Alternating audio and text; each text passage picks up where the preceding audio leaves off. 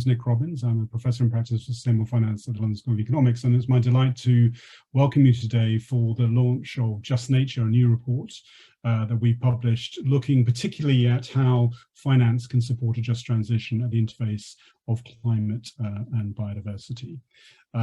Clearly, this is a time of many interlocking crises. We have the war in Ukraine, terrible situation in the energy system, the food system under stress, climate and biodiversity shocks, and rising poverty and inequality. I think what we try to set out in this report is that we have a real opportunity to shape a transition for particularly the food system and nature, one that creates decent work and also social inclusion through delivery of biodiversity and climate goals. So we need a people-centered process, a just nature transition. So that's the agenda. We want to look in at actually what does it mean to apply a just transition to the arena of nature. We have a lot of experience, growing experience in the energy system.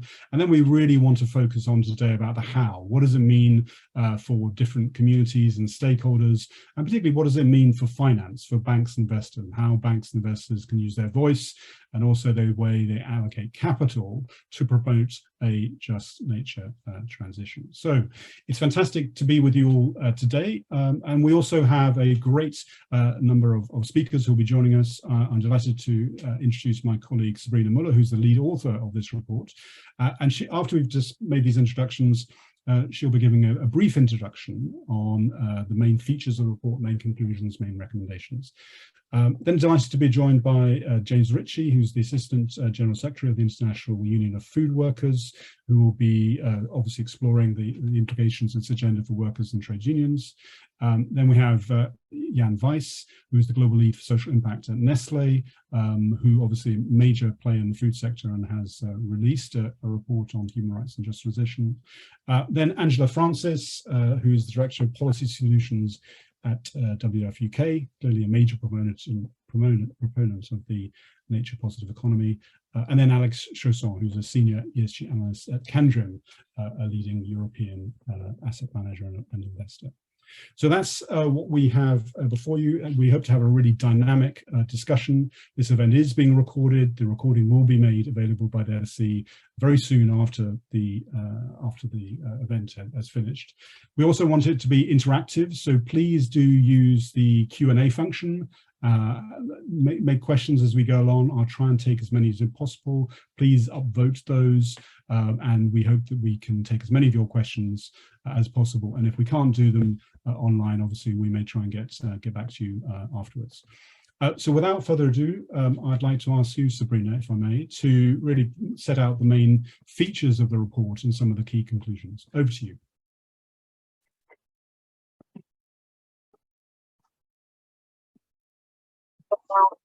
The transition and the action steps that have been taken to achieve it have focused primarily on the energy sector. But the need to deliver decent work and social inclusion is at least equally relevant to the transition that we have ahead of us in other sectors across the economy, particularly nature-related sectors such as agriculture and forestry. In our Just Nature report, we analyze a range of examples of emerging practice from investors and banks, and we find that this agenda is just starting to be on the radar of financial institutions, but key gaps remain in terms of incorporating the social dimension. Finance has a core role to play in supporting a just nature transition, but the key now is to ensure that action is scaled up and that it has real integrity. Addressing the social impacts of the transition more widely than just in energy is critical for the transition to be successful and for us to meet the goals set out in the Paris Agreement, the Sustainable Development Goals, and the forthcoming post-2020 Global Biodiversity Framework. Not putting people at the heart of this transformation risks delaying or even putting out of reach progress towards these shared global goals. And this is really one of the big themes of 2022, with COP27 being hosted in Egypt this year and COP15 coming up. The interlinks between the nature transition and the social dimension will be a key point of discussion. Compared to energy, the potential social implications of the transition in nature-related sectors may be far greater. Around 1 billion people are estimated to work in agriculture alone across the globe. So clearly the social dimension is crucial here, particularly in developing countries where there's more reliance on the agricultural sector. It's also the sector with the most informal work. Overall, about 93% of jobs in agriculture are informal, impacting things like job security, job protection, and pay. There's also a strong gender dimension to this. Agriculture is the largest sector for women's employment in some regions, and at the same time, they can face restrictions in some countries on access to land, access to finance, training, and decision-making. There's also a clear need for indigenous peoples to be empowered in the just nature transition. They make up only 5% of the global population, but make use of a quarter of the world's land, and on this land, they safeguard around 80% of the world's remaining biodiversity. And a recent report by the WWF found that 91% of land managed by indigenous peoples and local communities is in good or fair ecological condition. Only a fraction of this land is formally recognized as owned by indigenous peoples and local communities, and empowering indigenous peoples is a crucial social and environmental opportunity in the just nature transition. Finance has an important part to play in this agenda. The IPCC estimates that annual net zero investment flows need to grow by 10 to 29 times in agriculture, forestry, and land use alone by 2030. And this makes the role of the financial sector in supporting a just nature transition absolutely essential. And in our report, we're outlining what financial institutions can do in this space. The just nature transition is a term we've coined in the report. We define the just nature transition as one delivering decent work, social inclusion, and the eradication of poverty in the shift to a net zero and climate resilient economy that simultaneously delivers biodiversity goals in agriculture, forestry, land use, and the oceans. Based on international agreements and emerging practice, particularly the ILO's guiding principles on the just transition, we identified 3 factors that financial institutions can apply to guide them in supporting the just transition at the interface of climate and biodiversity. The first is to integrate human rights and labor standards across climate and biodiversity action. Second, to anticipate, analyze, and address the social risks and crucially also the opportunities of the transition to sustainability across sectors. And lastly, to ensure meaningful participation and partnership through social dialogue and wider engagement with affected stakeholders. So these factors speak to the distributional element of the just transition of addressing social impacts, but also the procedural side through inclusion and engagement. And these 3 factors need to be applied across the different stakeholder groups that are important for the just transition, which are workers, suppliers, communities, and consumers. There's 4 priority areas we focus on in the report, which we've chosen based on the magnitude of social impacts in the transition and the importance for climate and biodiversity. Firstly, we have sustainable agriculture and food systems, which are crucial sectors for decreasing global greenhouse gas emissions and reversing biodiversity loss. Beyond the worker angle I've spoken about before, there's of course also a consumption angle to this, and action to change food consumption needs to be inclusive. The next priority area is deforestation. This is often connected to human rights violations, including land grabbing and violence, which affects indigenous peoples in particular, and of course also speeds up climate change and biodiversity loss. Third, we have nature-based solutions, including things like reforestation. These can play a key role in reaching net zero and promoting human well-being. There's a significant job creation potential, for example, particularly for low-skilled workers, but job quality needs to be improved, and it's crucial that nature-based solutions are co-developed with local communities and indigenous peoples. And lastly, oceans, which are home to a wealth of biodiversity, but are under increasing threat from human activity, including climate change.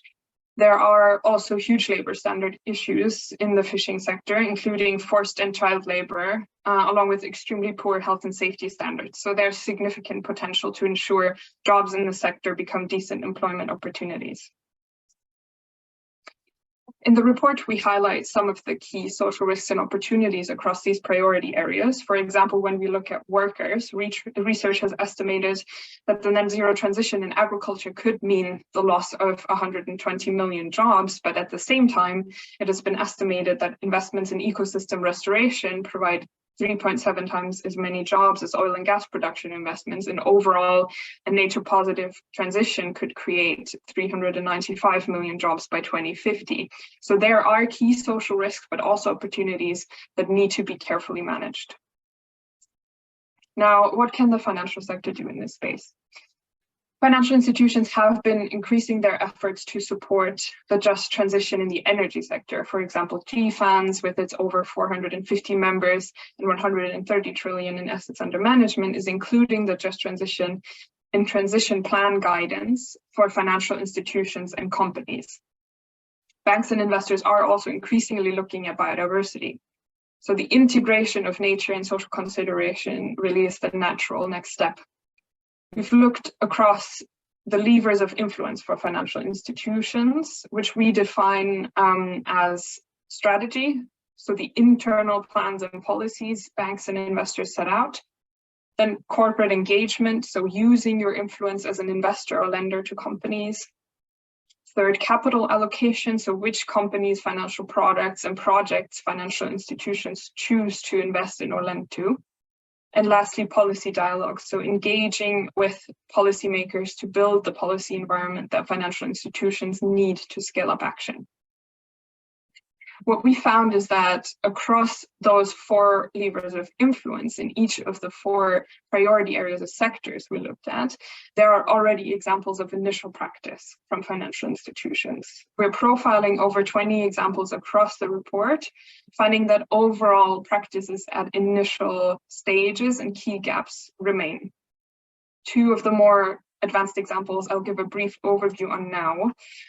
The first is the Aggregate Fund, which came out of a partnership between UN Environment, Rabobank, the Dutch Development Bank, and IDH Sustainable Trade Initiative. It aims to support the agricultural transition through guarantees and subordinated loans, and by mobilizing 1 billion of additional capital from commercial banks, DFIs, as well as impact and institutional investors. Fund objectives include the prevention of deforestation, contributions to sustainable agricultural production, and improvement of rural livelihoods. So the link between the environmental and social is made here. KPIs include, for example, the number of farmers included in supply chains and trained, and the median household income increase. Then there's the Investor Initiative for Sustainable Forests by PRI and Ceres, which coordinates investor engagement of 44 investors with 43 companies across the cattle and soy value chain, and includes social issues such as poor working conditions, land rights, and impact on indigenous peoples. Within the initiative, a number of PRI signatory investors have endorsed investor expectations of companies, which build the basis for the engagement, so there's a consistent approach to this, and other investors can also use the expectations framework to base their engagement on. So we can see that there are first steps that touch on the issues relevant for the just nature transition, and we've chosen some of the best examples to feature in this presentation here. However, overall, even where financial institutions are starting to address the net zero transition beyond energy, and maybe even look at biodiversity, overall the integration of the social dimension lags behind, and the mention of the just transition is rare. So really these are examples of first practice, but these definitely need to be deepened to truly support the just nature transition. Failure to deliver a just transition risks undermining the ability of governments, business, and finance to meet the net zero and biodiversity goals. And there's a clear need to advance finance sector efforts in the just nature transition, both in terms of depth on social issues and in terms of breadth of financial institutions engaging with the subject. And to this end, we've developed a set of 5 recommendations for the financial sector, tying into the levers of influence I walked through earlier. So firstly, we have including just transition factors in plans for net zero, nature, and biodiversity. So that's at the strategic level. Then setting just transition expectations of the businesses financial institutions lend to and invest in based on international standards. and then engaging with these businesses to improve their practices. Third, purposefully channeling finance to companies committed to ensuring effort to support the just nature transition, including the development of innovative financial solutions. Then engaging with policymakers to reform agricultural, forestry, and nature policies so that they support a just transition and give the needed policy framework for financial institutions to scale up action. Lastly, as an additional cross-cutting recommendation across the levers of influence, we have incorporating just nature considerations in disclosures and supporting the inclusion of these considerations in reporting frameworks, such as the upcoming TNFD framework. The TNFD has flagged the social dimension as one key area of further work as it continues to develop the framework. And if they do structurally incorporate it, that would mark quite a substantial development for the just nature transition. So overall, the just nature transition is a new, complex and challenging area for policy and finance. There are real opportunities for delivering environmental progress through decent work and social inclusion. At the same time, there are a number of tough issues to work through around respect for people's needs, mitigating potential negative social impacts, and ensuring co-development of solutions. Clear commitments and explicit strategies from governments, businesses, and financial institutions are now needed to accelerate action on climate and biodiversity, which has workers, suppliers, and communities and consumers at the heart. And our report has provided a basis for further action from financial institutions. So I hope that gave you a good overview of our main findings. And with that, I'm handing back to Nick to kick off the panel discussion. Sabrina, thank you so much. Really useful to lay out that agenda. And I hope amongst those joining us and listening in, please do send us your questions. And I'm sure these will become we'll get more questions as we open up to panel. So if I can, James, I'd like to turn to you, James Ritchie at the IUF. The Just Transition has very much come out of the trade union and labour movement. And I know the IUF has been doing some work on this. This is something that is important to you and your members. Really good to hear from you why this is such an important agenda, and maybe some of the things you've been particularly focusing on in ensuring that actually action on climate and biodiversity also is done in ways that supports workers and communities. So James, over to you, please. Yes, thank you, Nick, and good afternoon or good morning to all who have joined this important event. First of all, thanks very much to the Grantham Research Institute for producing this publication. It is very timely, it is very good, and it lays out starkly what needs to be done and needs to be done with urgency. Our global union Federation represents workers around the world across the food chain, from agriculture through food processing, meat and dairy, and into tourism, hospitality, etc. So the food system desperately needs reform to reduce greenhouse gas emissions drastically. That must have a consequence for workers. And there are two choices in this whole process. One is to change these industries and reduce greenhouse gas emissions and leave workers to cope with the consequences of that, which usually means abandoned communities and abandoned workers and all kinds of social problems that come on from that. Or the other way of doing this is to invest in, and that requires finance as well as political commitment, invest in just transition.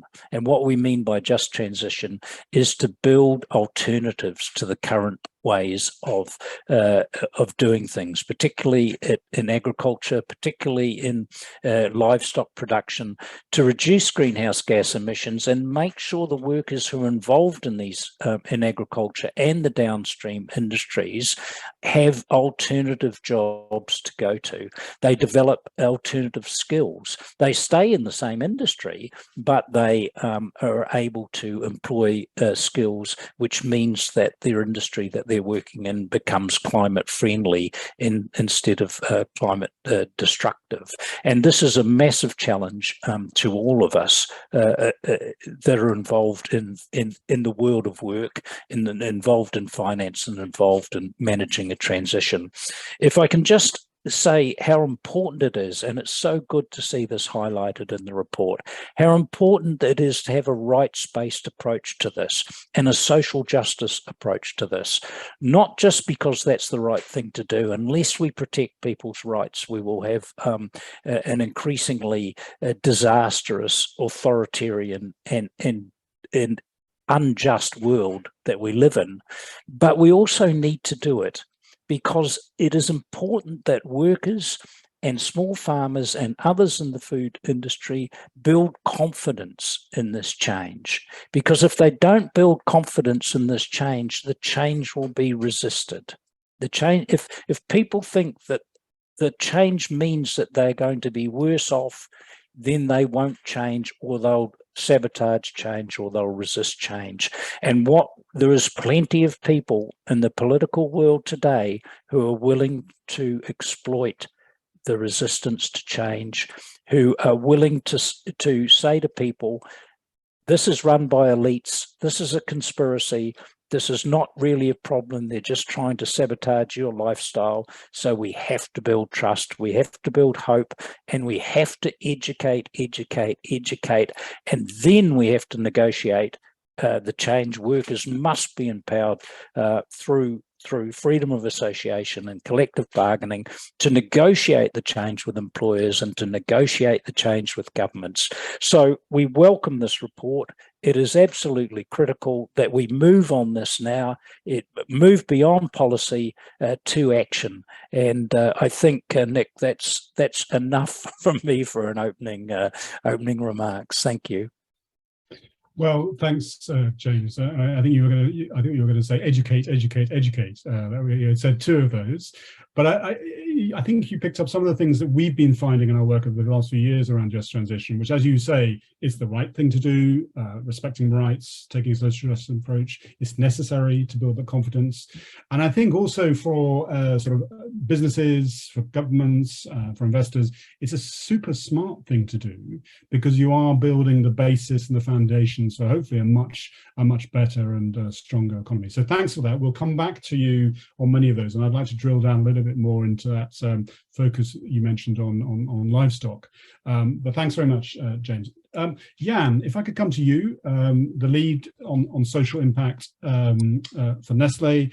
I was struck that you released your human rights framework, I think December last year, which was sort of subtitled Supporting a Just Transition to a Regenerative Food System. And it was really interesting to see how you were taking this work on human rights and linking it through to the other commitments and so on. So it'd be really good to hear from you again why you think this just transition agenda is important, maybe some of the things you took from the report, and to give us some of those practical examples as a business, obviously in dialogue with your workers, your communities, your supply chains and farmers. What does this really mean in practice? So Yann, over to you. Thank you, Rick, and thank you for the invitation. I would like to echo James' comments on the report. It's very good and very timely.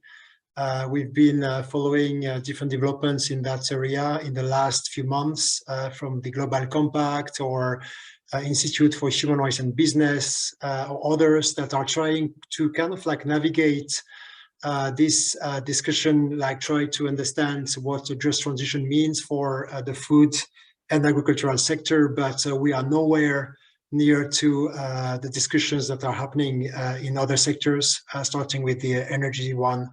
And I think there are a lot of things we can learn from that, and this is good. But at the same time, one thing I would like to highlight is also the differences that characterize the agricultural supply chain. And one thing is just the level of informality. I think this is something we should keep in mind.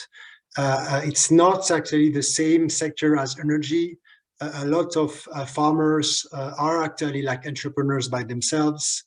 So this is one aspect that I think we need to look at, because I think it also has an impact on our leverage and things that we can do and how we do things, including negative impacts on these farmers and their livelihoods. And another aspect is the depth of the supply chain. I think we are in a very complex supply chain with very often like dozens of intermediaries between the farmers and the producers. I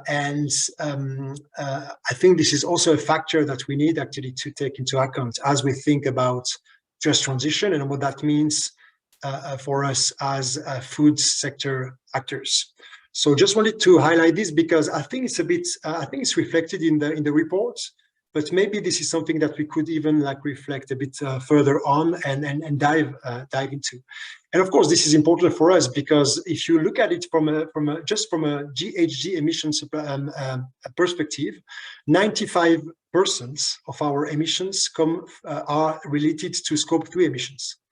Right, so they are not related to our own operations. They are not linked to our tier 1 suppliers. They are either linked to the way we source our raw materials from these farmers, or actually the way that we distribute our products. So this is 95%. This is huge. And at the same time, we also source these raw materials from 6 million farmers. So the diversity of sourcing activities that we have, us as Nestlé, but I would say the wider industry, because I think what is true for us is true for all the big players in that sector, I think should be taken into account. I'm not saying this actually to say that it's impossible to do, just the contrary actually, just that we need to activate the right levers to engage a discussion on a just transition and see what that means. As I said, for us, it's quite vital. So the future of the food system is also like our future as a food company, clearly. So this is why we invest quite a lot in this just transition to regenerative food systems. It's part of our future. So Nick, it's interesting to see that we're surprised actually to see this report last year, but really for us, it's absolutely essential to not only invest in regenerative food system, regenerative agriculture, but also to de-silo the way that we have been doing things so far. So really like try to establish these links between human rights, our climate change roadmap or packaging roadmap. We need actually to think about these things holistically, and I think we have failed to do so collectively in the last years. As I said, we are investing in that space. We just committed 1.2 billion Swiss francs investment in regenerative agriculture. We want to make sure that farmers have access to the science and technology they need to have access to be resilient to climate change. For them, this is a huge challenge as climate change keeps changing. It has an impact on their level of yield, production, and their access to markets. Related to this access to finance and investment support, most of the farmers that are in our supply chain or in agricultural supply chain don't have access to finance. That makes just it impossible for them to invest in any type of technology or even tools. So that's a reality that we need to take into account. I think the level of access to finance is very low across the board. And in addition, they are very exposed to shocks or actually price fluctuations, which I think makes it's also one of the characteristics of the ag supply chains. One example I wanted to take, just maybe to illustrate what that means practically for a company like us to try to think about just transition and try to really make these links between different aspects of our agenda, is the Income Accelerator program we launched earlier this year in the cocoa sector in West Africa. This is our attempt to actually close the gap between the actual income of farmers in cocoa in West Africa and the level of living income. Right now, they are roughly on average 50% below this level of living income. So the level of poverty is endemic in the cocoa sector. And so we committed to invest quite a lot of money actually to try to bridge this gap. But what is important is not that much the level of investment, and maybe we'll go back to that and see what can be the role of the finance sector to also support these efforts. I think what is interesting here, two things. First, basically our attempt to not only reward farmers for the good quality cocoa that we buy from them, which has been what we have been doing so far, but also to reward them for the benefits they provide to local communities and the environment. And for us, this is quite a mini revolution if you think about it, because this is to some extent really like factoring in these externalities that we have been talking about for a long time into actually the price that we pay to farmers. So recognizing that farmers are not only like there to like grow cocoa trees and harvest cocoa beans, but have also an impact on their local communities and the environment. And we want to recognize this not only like in our sustainability reports, but also in the price that actually go to them. And we set up like a number of indicators to get there. I think it's a good example of like how we try to really like break these silos and incentivize farmers to continue to do farming, and at the same time recognizing the crucial role they play actually as part of this just transition. I'll leave it there, and I'm happy to go into the details of the program or any other aspect of our approach on this topic.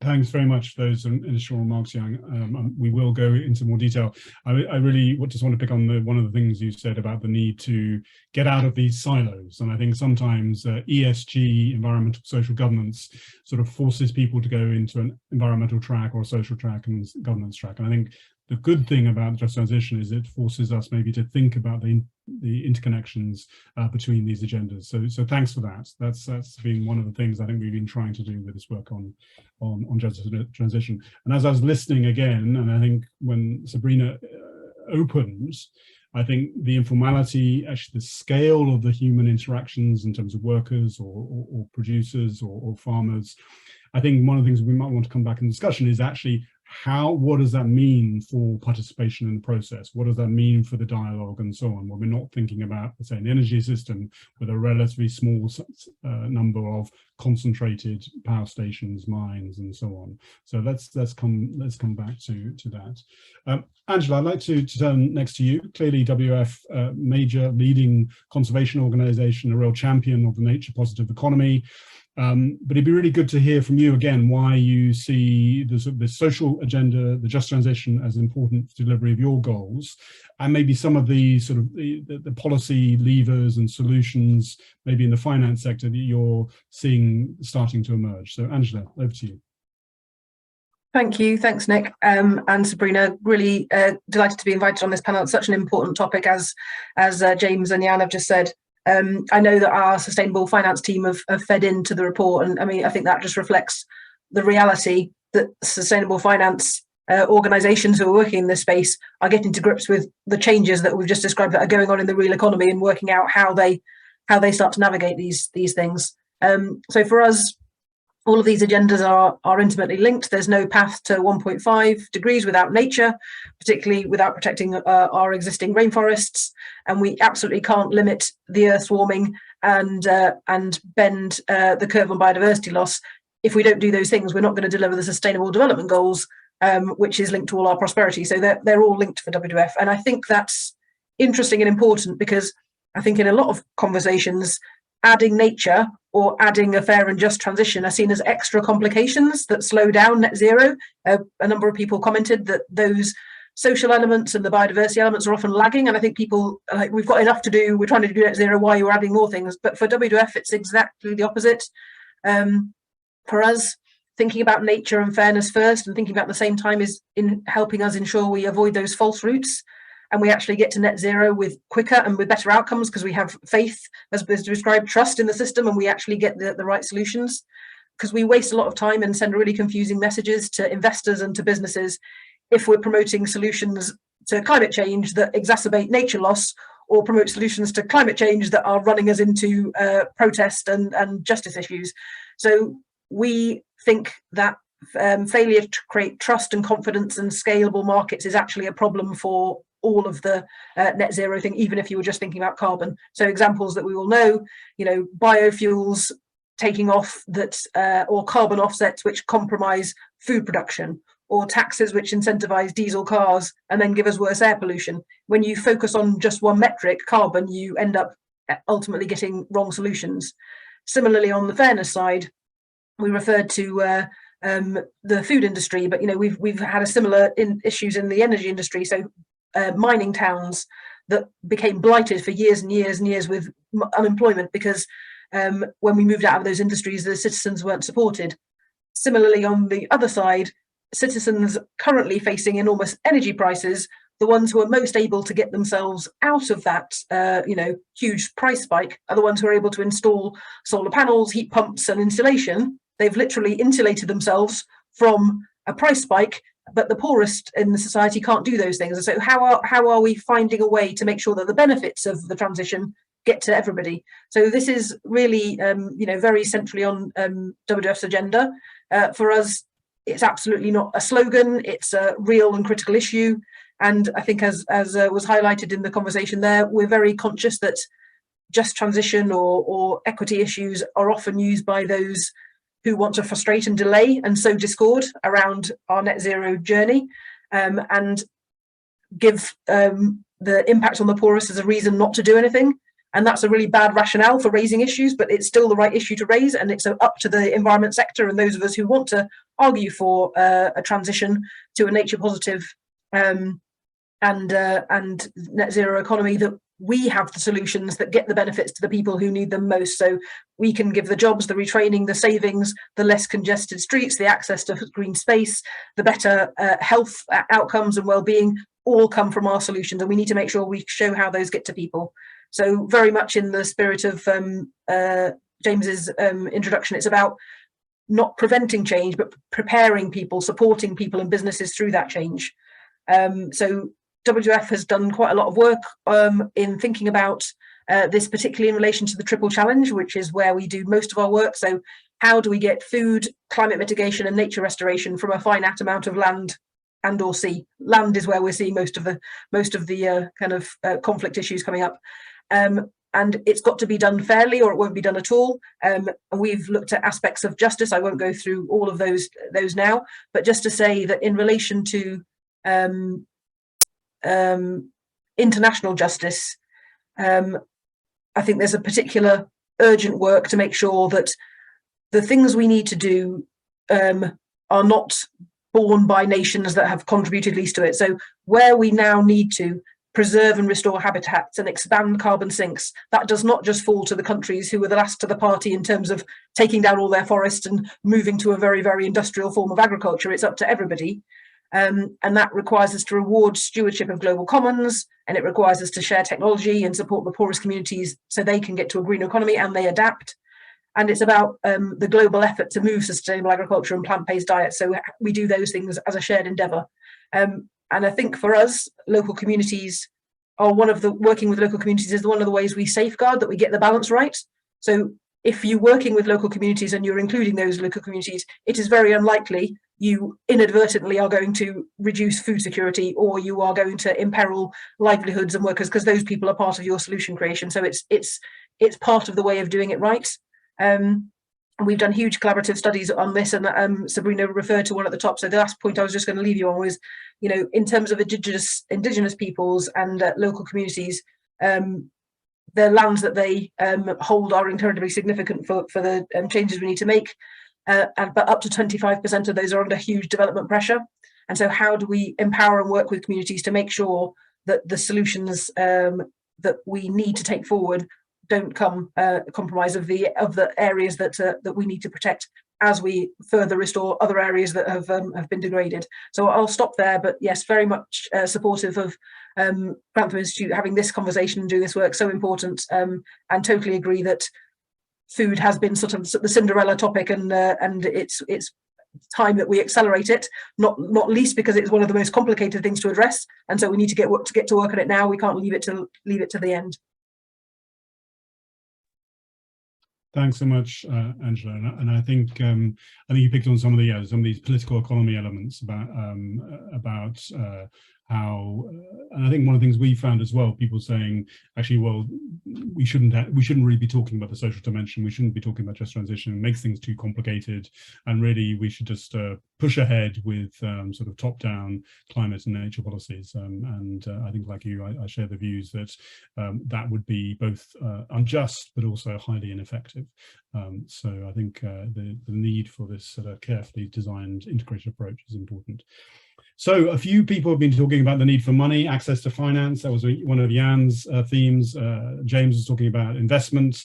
And I think in terms of your solution set, Angela, you were talking about it, and Sabrina laid out the importance of the finance sector, both in terms of banks and investors. So I'm going to turn to you, Alix, at Candriam, to give a sense of sort of how you see this agenda. I know Candriam has been working on the energy system. It'd be really interesting to get some of your thoughts about how this applies, the role of investors as stewards in their engagement with companies, the way you maybe allocate capital to different types of asset classes, whether that's debt or equity or whatever. Alix, very good to hear from your thoughts now. Over to you. Thank you, and thank you very much first for this very insightful report. I have a lot of things to say, and I think it links with everything that everybody has been saying. So I'll try to keep it short. But yeah, a couple of points that I'd like to mention. The first one, it has been stressed, but it is very strong in the way we look at ESG and sustainability. The transition can never happen if it's not just. That will never happen, and it cannot be successful if it does not integrate nature. That's for sure. And we have thousands of studies showing that. I'm a little bit surprised by the fact that some people, I don't know if it's investors or other stakeholders, are saying that we need to address only climate, or we need to address only biodiversity, because to be fair, for me, the just nature transition is just, in the end, what is sustainability? I mean, sustainability is not about just climate or environmental topic. It is about everything. It is about social issues. It is about making the best long-term decision, taking into account all stakeholders, and not, I think maybe the thing that is a little bit different with ESG and sustainability is it's not only a list of criteria, but really this system of interdependencies, sometimes contradictory impact that you need to take into account. But totally agree with the fact that, I mean, we will not save the climate issue if we just only plant eucalyptus in what used to be primary forests and just kick out all the indigenous community. Same as we will not solve the climate issue if we just invest in renewables and EVs and just multiply by 6 the number of minerals that we need. And if we don't do something about the way we extract those minerals to respect nature, and the way then we recycle those minerals, and just the fact of limiting and respecting the planetary boundary that we have. So for us, it's just, and it is really the way we view ESG at Candriam. It is a whole system of complexities and interdependencies that we need to take into account. Why is it so difficult, but also crucial in the food sector?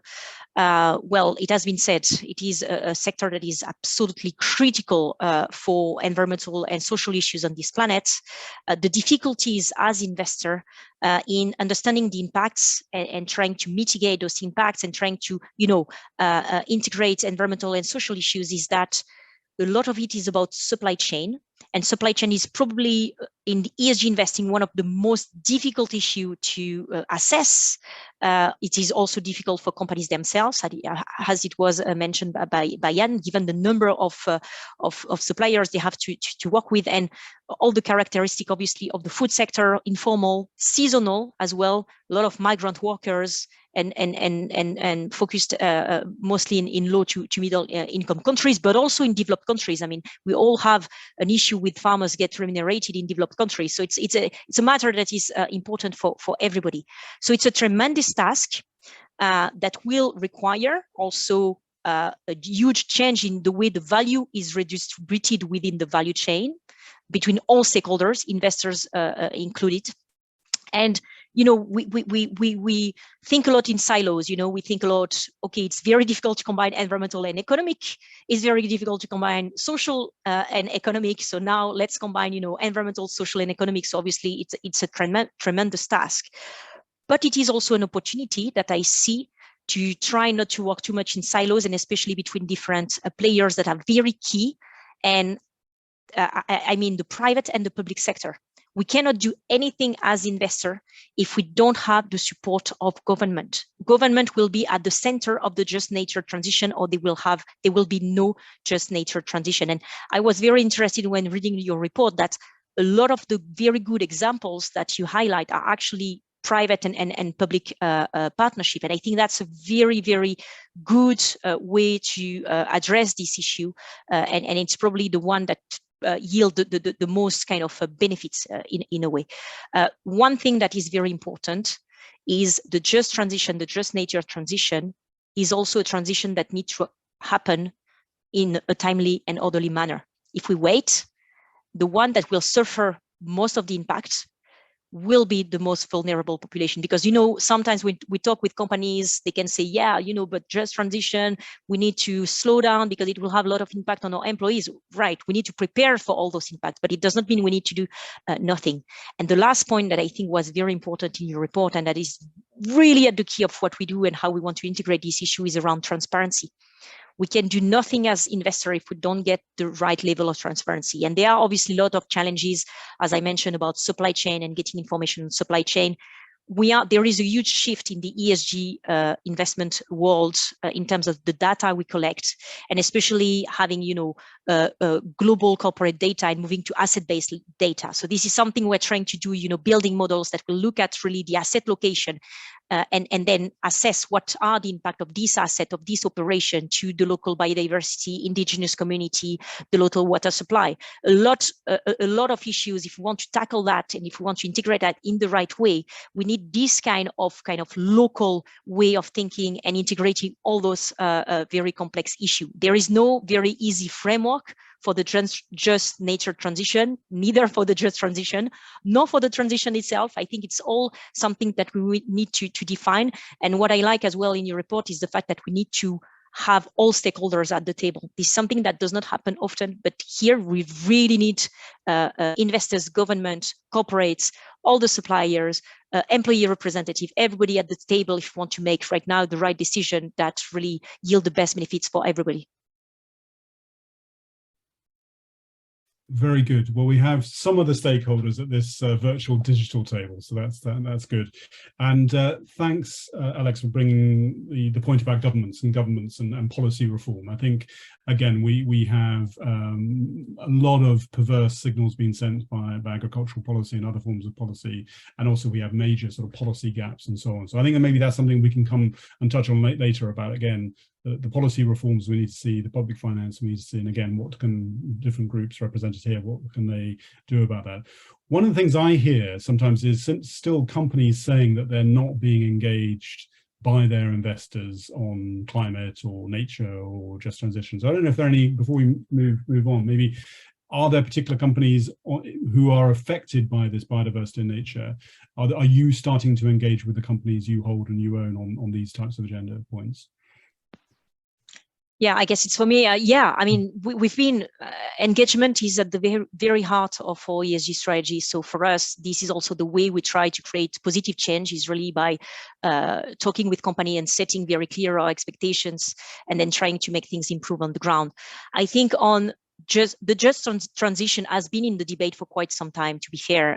As it was mentioned, it has first been in the energy, also in the automotive sector, which is another one that is facing huge challenges. So I think with those companies, the dialogue is quite mature. It does not mean that the answer from company is mature enough right now. And I think there are some interesting benchmarks that are publicly available, actually, and that you mentioned in your report, that can show the level of integration of this just transition concept in their answer. I think the just nature transition will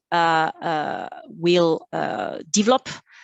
Nature is really, and it's I mean, I'm a little bit ashamed now of saying that, but it's just started. Nature and biodiversity, the way we assess nature and biodiversity, the way we integrate that in our investment decision is just starting. So I think combining the social aspect, the biodiversity aspect, and the climate aspect is starting. Deforestation has been one topic on which we have seen very strong engagement from companies with sovereign, with countries, with Brazil, for example, starting as well with Indonesia, with corporate as well. But I think really, and I would reiterate my point, if we want really to make progress on this, we need very, very clear blueprint for action from government as well, that could help us, because we have set our expectation, and that could help us in designing the right solution and working with companies for the right solution. But yes, it is part of the discussion, and it will increasingly be a central part of the discussion. Well, thank you for that, and also thanks to those of you who are listening and participating. Thanks for all your questions. And actually, I think we had Christopher Reed who touched on this sovereign dimension. But Yann, I think maybe you want to come in. I don't know, is on the deforestation issue, or please jump in. No, it was just to back what Alix said about the level of engagement from investors with companies. I mean, I've been with Nestlé for 12 years, and I've never been on that many calls with investors to explain what we do. But I think the caveat to that is still very much like a tick the box exercise, to be honest with you. And I think this is mainly driven by the ESG agenda itself and the benchmarks that have been built around it. And so it reminds me a bit like the audit system that we used to use a number of years ago, actually, to assess the level of performance of our suppliers, and that has led pretty much nowhere, actually, because these are not the right questions, especially not actually from a just transition perspective, I think. Right. Of course, it's important, and these compliance checks, needs to be done, but I think the discussion today requires like another level of engagement. That is, I think, more systemic, that basically like tries to clarify roles and responsibilities of the different actors to solve an issue that is bigger than anyone of us around the table. So I think we should be careful not to mix the two, because yes, ESG, the engagement, like investor engagement with companies is important, especially the laggards, and making sure that they catch up, with best practices, or even like just like standards or regulations. This is one piece. I think you were talking about the future of the food system, and I think it does require like a different mindset.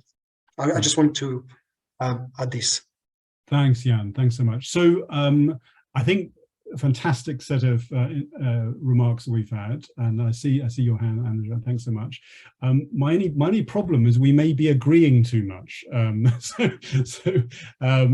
think it'd be good to maybe I don't want you to disagree, but it'd be good to kind of get down to a bit of detail. This is a huge agenda, intersecting issues, global, with a lot of specificities.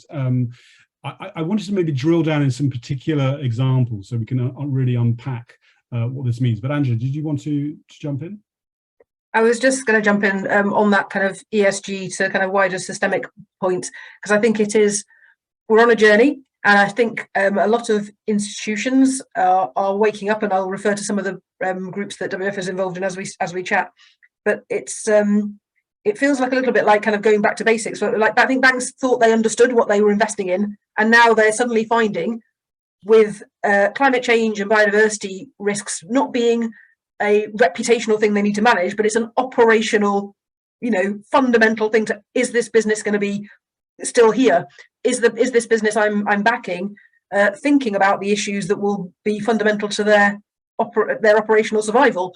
And that is a very different conversation, where somebody should be on the phone with Yann saying, should I be investing in you or not? And are you giving me comfort that you know what you're doing? And that's, I think, going back to the kind of, I don't know if this is, you'd call it old-fashioned banking, but it's a kind of a different type of investor, lender, client relationship than, I'm investing in a set of assets and looking at the figures. I'm actually understanding what this business model looks like. And it's happening in lots of industries.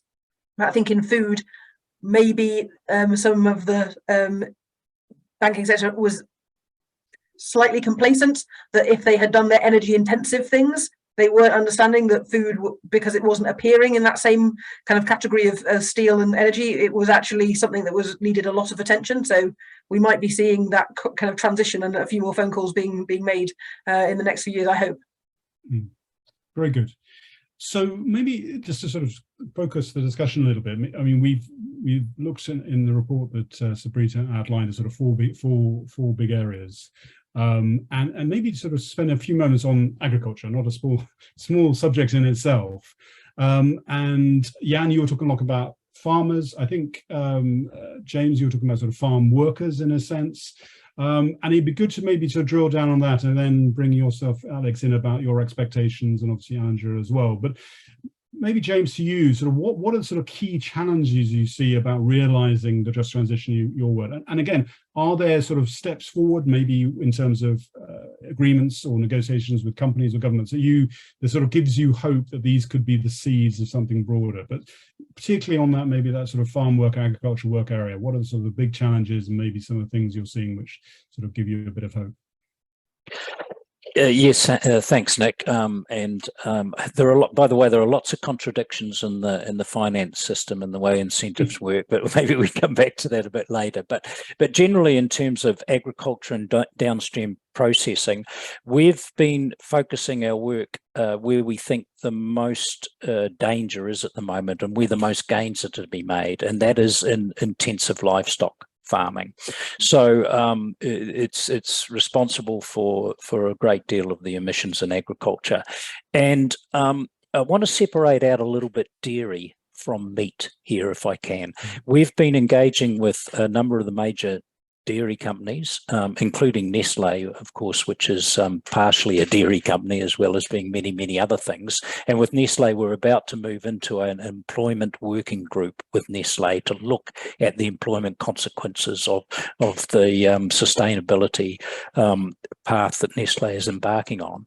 But with the pure dairy companies, we've noticed a major shift over the last 2 or 3 years from having policy about the importance of reducing emissions to actually, we're going to have to do this, and we're going to have to do this with urgency because we're going to lose market share if we don't.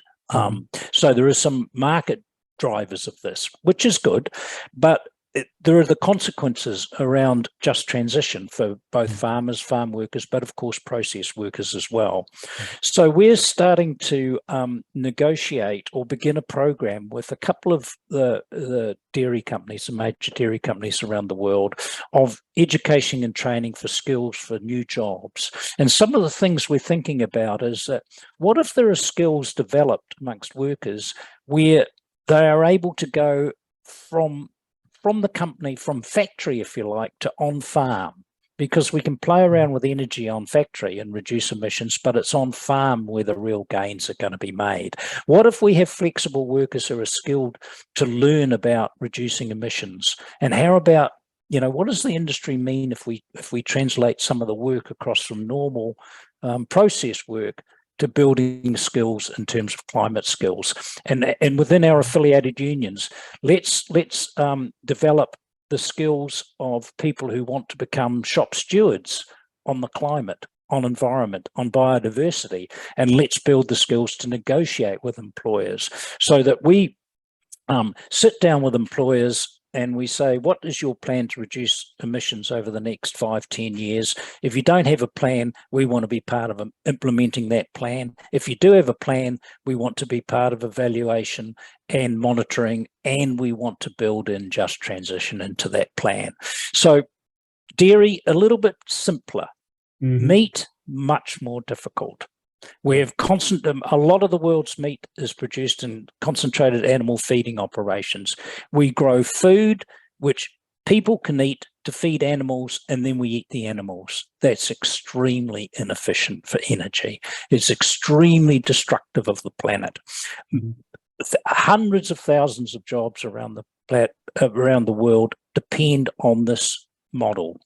So if we change this model, what does it mean? We have a workforce that is different from workforce in the dairy sector.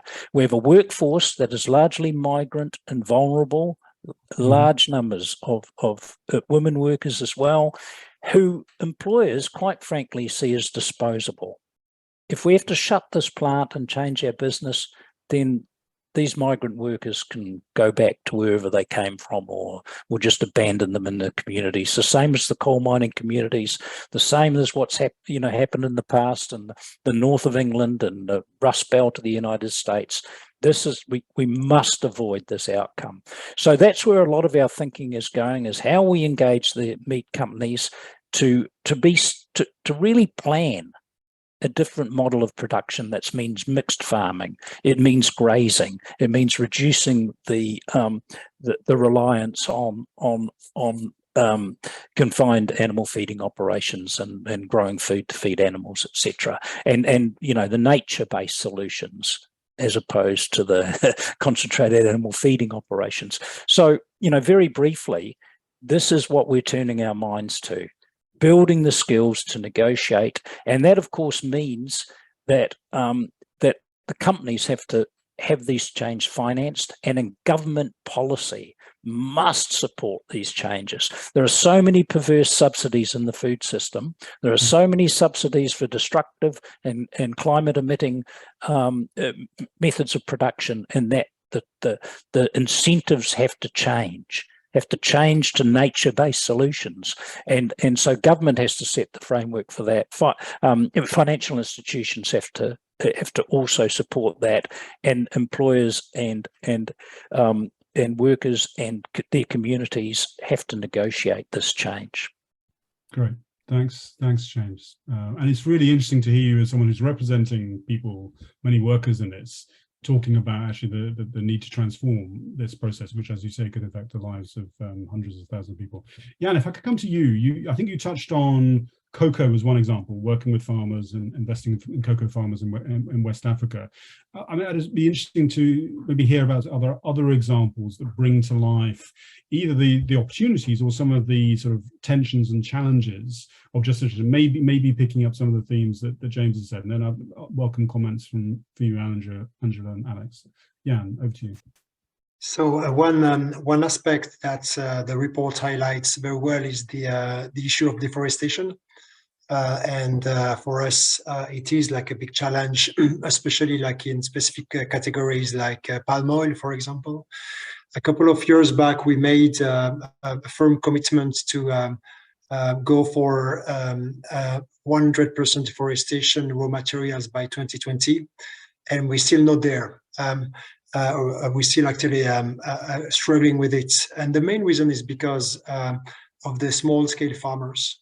It's not that difficult for us. James mentioned it. We are a big player, especially like in palm oil or coffee or cocoa. So we have actually this leverage over suppliers actually to make things happen, including on audits or assessments. So engaging with, I would say, palm oil plantations, so big plantations, was not that difficult. We developed a series of, I think, what are quite sophisticated tools, like monitoring, satellite monitoring with Airbus, so we can basically like track pretty much each and every single tree that is cut off, like in the rainforest. So this is quite developed and quite sophisticated. But the main issue is that if you have actually a small-scale farmer cutting a tree, I mean, what do you do with that farmer? Do you actually just exit him or her from your supply chain? It's not that simple, right? Because doing that would have like devastating impact on these small-scale farmers, because they are very dependent on what they do, and of course, like very vulnerable. So I think that really taught us one thing, that is, it's not the same. You don't actually address deforestation the same way with vertically integrated plantations and with the small-scale farmers. I think, James, what you mentioned, the level of engagement that is necessary to have this discussion with vulnerable people, in that case farmers, is very different actually from just like doing an audit or an assessment.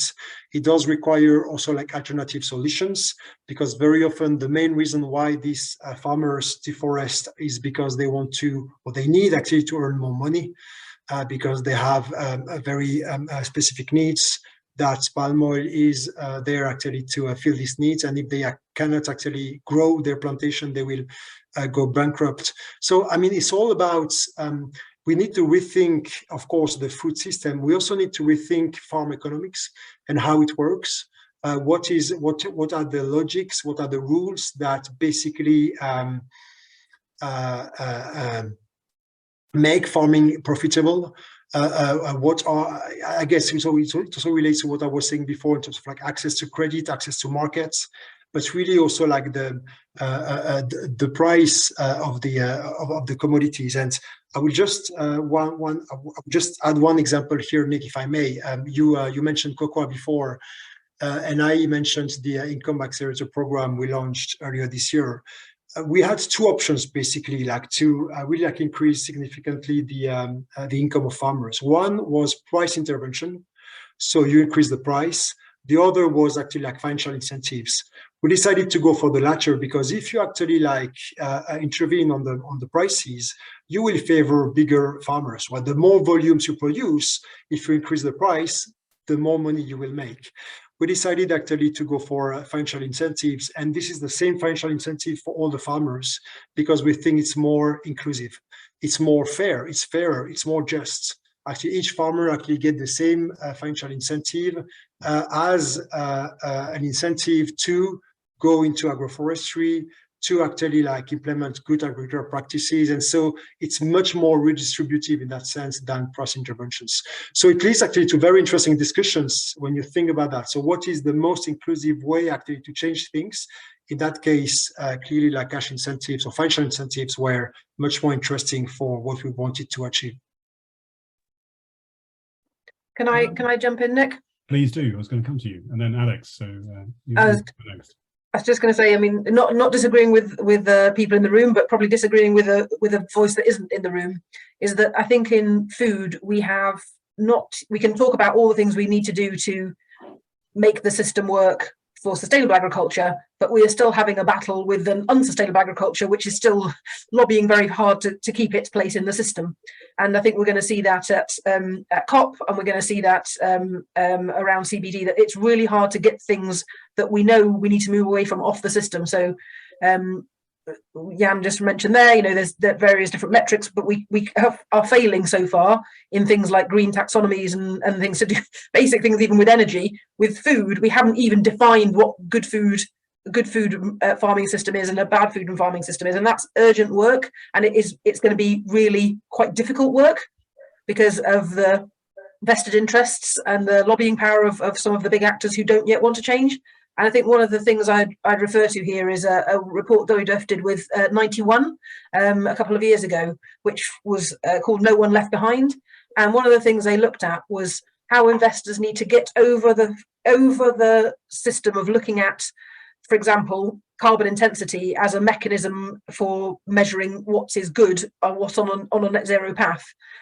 First of all, it often can cut off developing economies who are less efficient, but also what you're often doing is locking in current efficiency. So who is efficient in the current model, who's the most profitable in the current model, is often the thing you really want to get away from.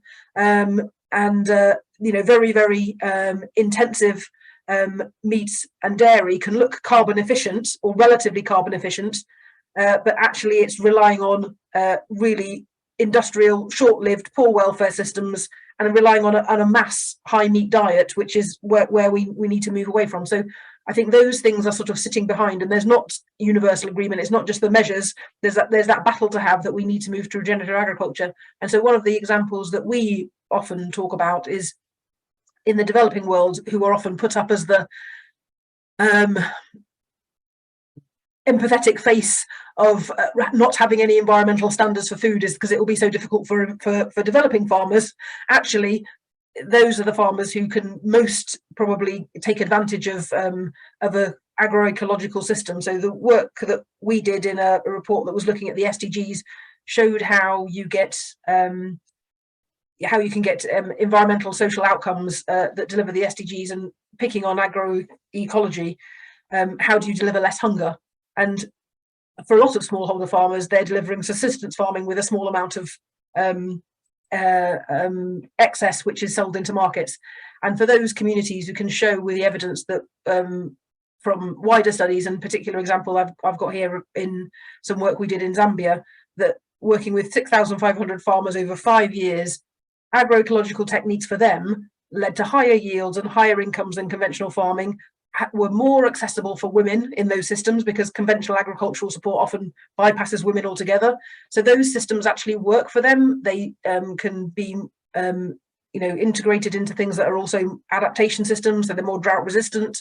You've got more variety in the crop, so you're less exposed to those kind of volatile changes in price and pests and other things that could destroy a whole crop. So those kind of systems are good for people, but it's very hard to get to them because all of the support systems are not designed around those kind of complicated mechanisms. And again, it was public-private partnerships that enable us to get into a new track of agriculture. And how do we do that and give people confidence that that is the way we can actually feed the world reliably and sustainably? And we should know that now from what we've seen with Ukraine. You take one big commodity supplier out of the system, and it's at the same time as we've had drought in bits of Europe and Africa, and suddenly you know, the whole world is in crisis. We need far more diversity and much more supply in the system, and that's actually how we get through this. But it doesn't feel like that, and I think we might revert to a very unhelpful, let's just produce as much as possible system, and this is very efficient kind of logic, which is really, you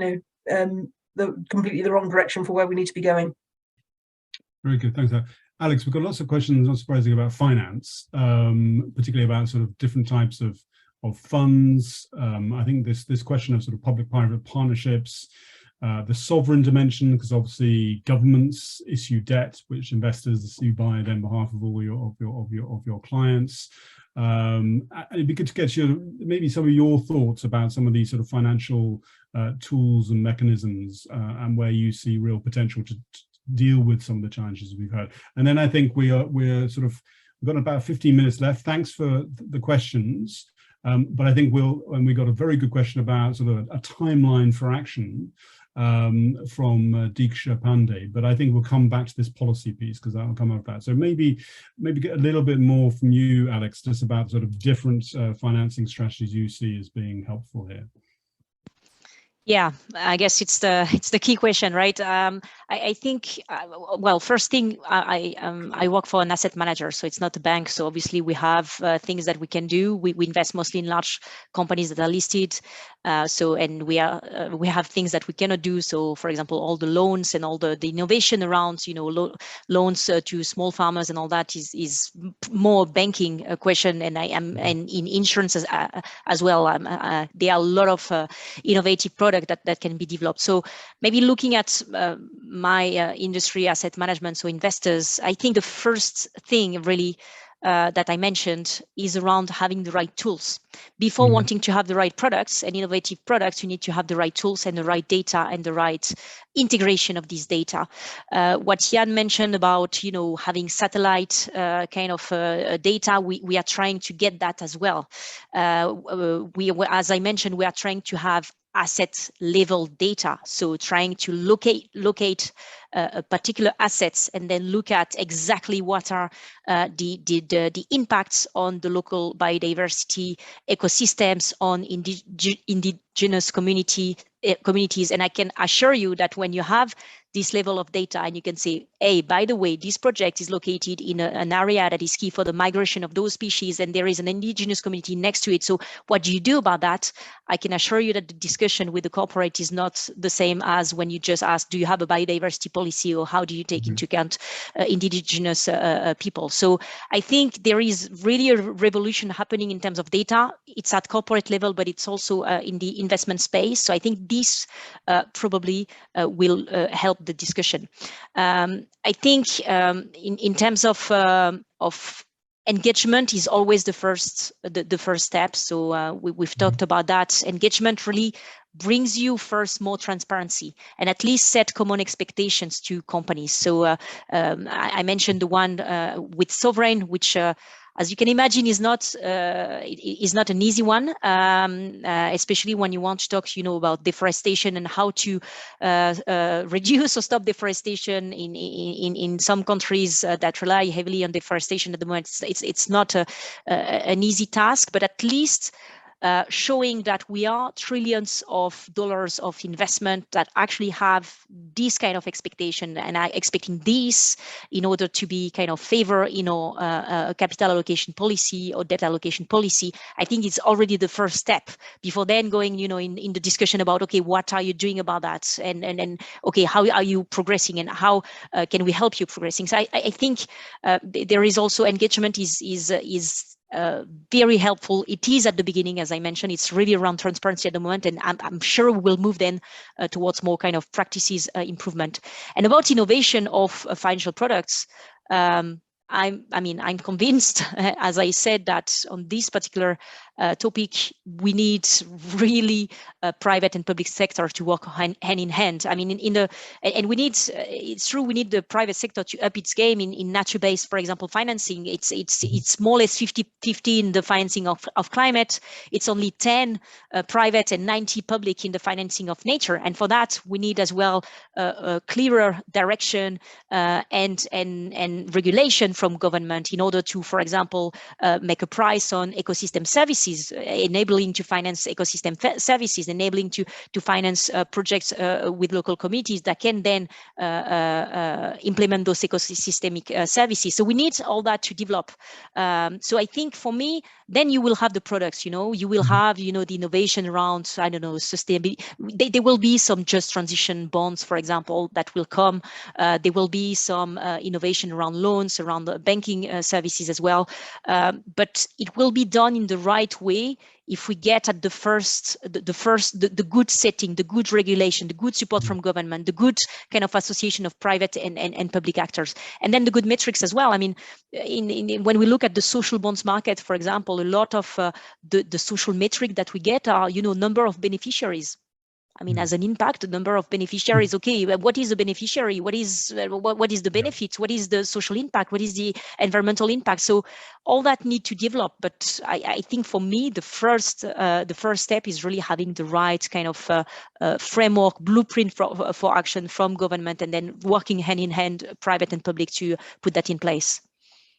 Very good. No, I think I like that idea of being have very strong foundations, because there's a risk that we could get into a new generation of greenwashing around just transition, which is what we wouldn't want. So obviously we're very eager to move forward, but obviously do that with high integrity. So let's look forward. We've talked a lot. Many of you have all talked about policy and governments, and Alix, you just highlighted that. Clearly, we are in sort of very tough, terrible times in the world. The world is very fractured. We have a serious war going on. We have huge commodity shocks in the energy and food systems underway. But we do have two things, I suppose, on the global agenda ahead of us. We have COP27. In Sharm el-Sheikh on the climate side, and then we have COP15, which will be in December now, focusing on biodiversity. And it'd be really good to get your thoughts and maybe other sort of opportunities you see for policy, and around which obviously businesses, unions, NGOs, investors could come together to actually make some progress on this just nature transition. So I'm going to start with you, Angela. There's some thoughts. I mean, I think you did mention the two COPs coming up, but any particular sort of opportunities for advancing the sort of policy reform agenda in the months ahead? Thank you. I'll be very quick to give everybody a chance to speak. But COP being in Africa, an African COP, we hope that those Southern voices really increase the ambition and level of urgency for implementation. So our whole agenda for COP is around ambition, access, and equity in the shift to implementation. We want the next 2 years to be a period that happens. So the first part on the energy side, of course, is that we make sure our energy system is based on energy efficiency and renewables, and we accelerate that as far as possible. But on the food side, we won in last year. We won the commitment that all NDCs would have land and agriculture use in them. You can't come up with your NDC without explaining how you're doing land and agriculture. And I think the part of it that we want to see now is that nature-based solutions are a key part of that.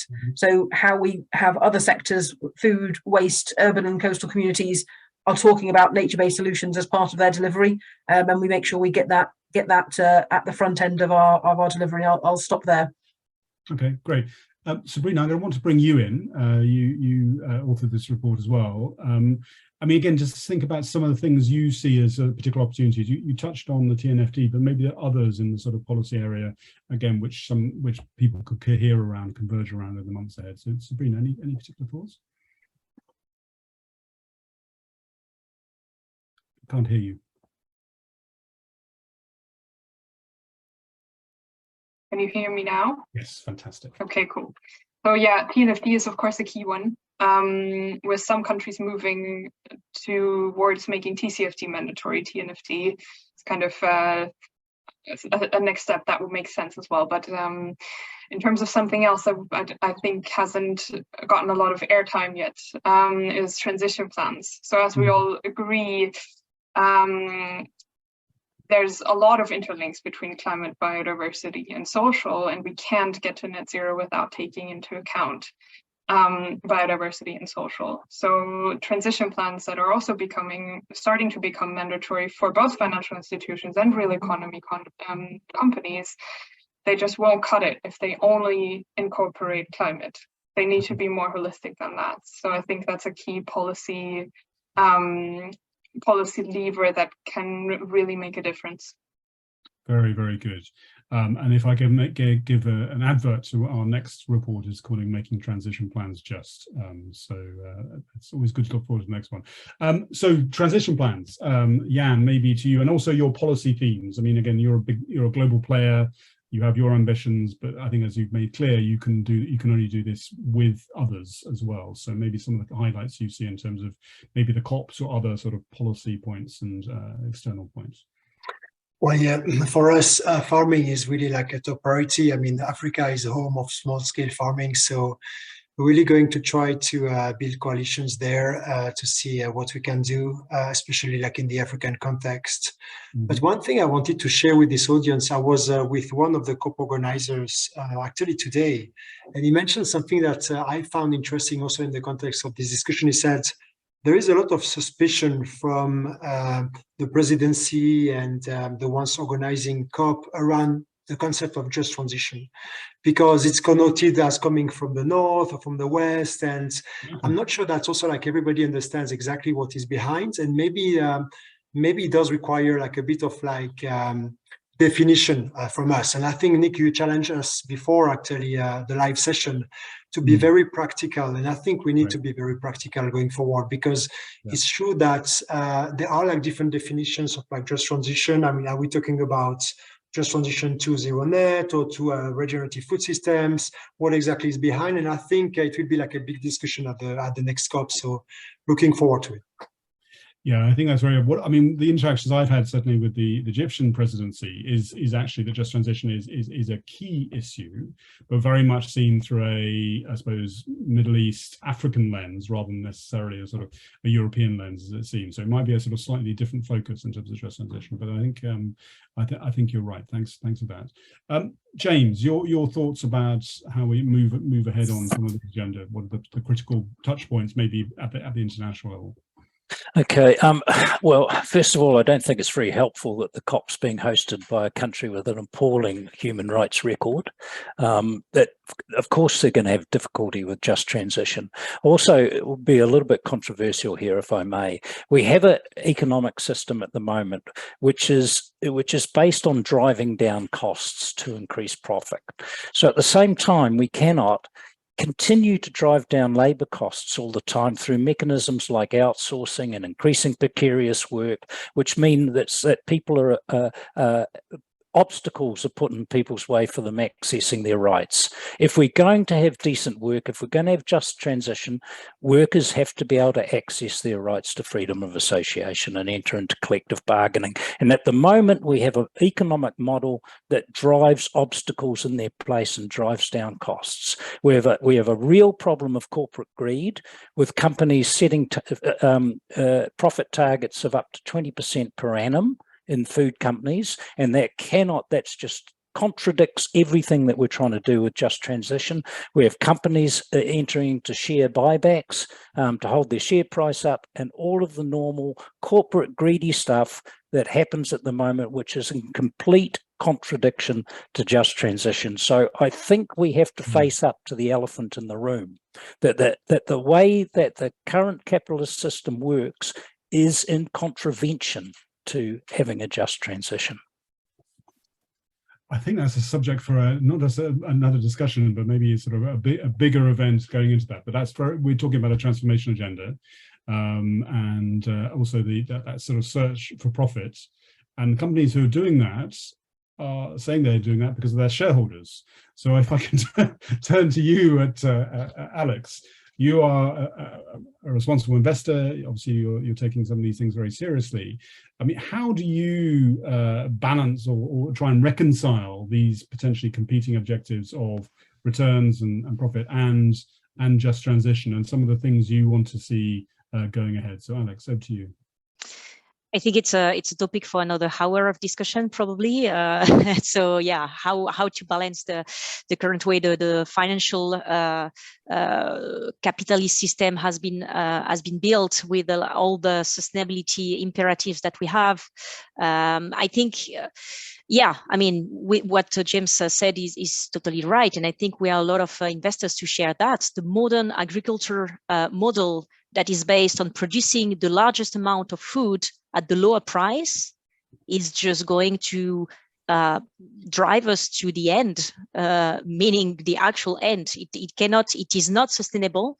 And if you think long term, it is not the way we can build a sustainable, resilient food system. And everybody will be impacted by that. So this is something I mentioned before. I mean, the way the value is distributed within the system, and I think food is one that where we see a lot of inequalities in the way the value is distributed. So that's something that has been at the heart of our discussion with companies and our investment decision as well. And we've had the same discussion with energy companies. You know, when energy companies have huge profits, you really need to discuss with them the way they are allocating these profits, especially as they are facing a huge transition challenge. So I think there is for sure an elephant in the room, and we have to find ways. I think we need more long-termism. We need more stakeholders-oriented discussion. And I mean, I could go on and on for 1 hour, and we could have a debate on that. But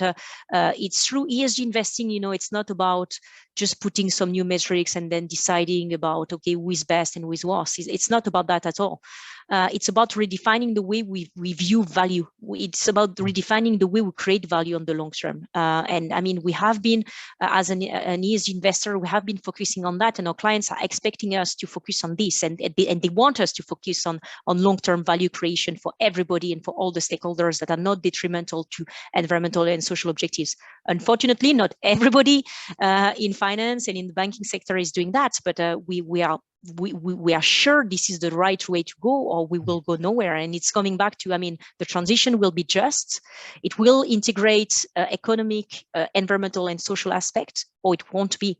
That's for sure. So yeah. So I mean, keep just giving a couple of glimpse of hope here. I hope it's not easy, but this is the way to go. We just will go nowhere.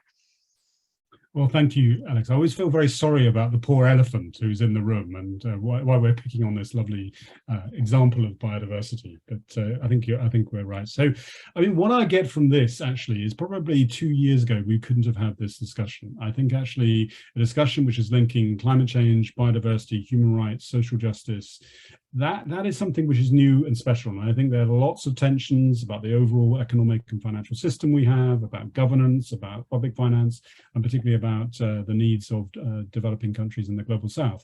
But I think this is fresh, and what I've heard is really interesting. Lots of tensions, but I build on what you've been saying, Alix. Lots of things to build on. So I'd like to thank you, Sabrina, for kicking us off. To you, Angela, Alix, James, and Yann, and for all of you listening. We will be making a recording available, and this is just the beginning. So thank you very much.